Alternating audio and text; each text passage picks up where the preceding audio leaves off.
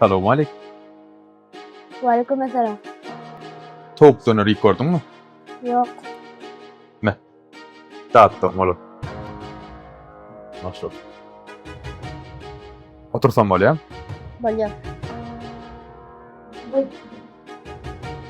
Asıl döner halayan mı? Hawa.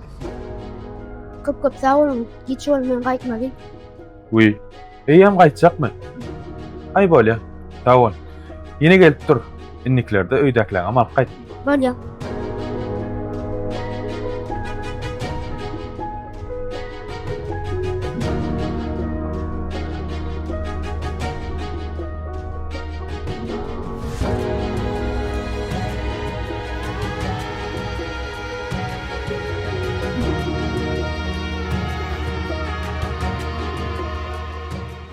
Kim bu çağıracak? Bu çağa restoranymyzyň öňden bäri müşterisi. Her güni kudan çykyp müştak gelýär, öý işlerini etýär, hatda käwag, çay pul hem taşlap gidýär. Ýejirek ijesi gelip öýüne alyp gidýär.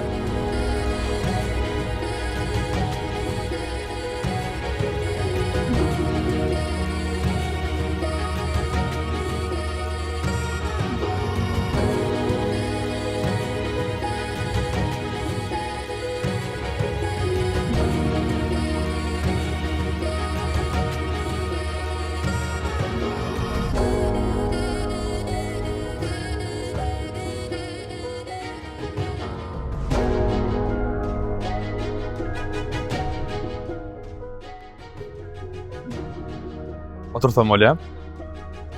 Bolýar. Şuura sen bolmaly. Kaka mı edettin? Ne sen kâň garaş? Dolaşal mı? Ne adım ya? Men aýdym. Tanışar, nasıl? Çağa 10 ýaşynda kakafynyň körpesi bolýar. 16 ýaşynda gep gaýtaryp başlaýar. 20 ýaşynda men köpräk bilýänmi? 30 ýaşynda kakasy bilen guruluşmagy goýýar.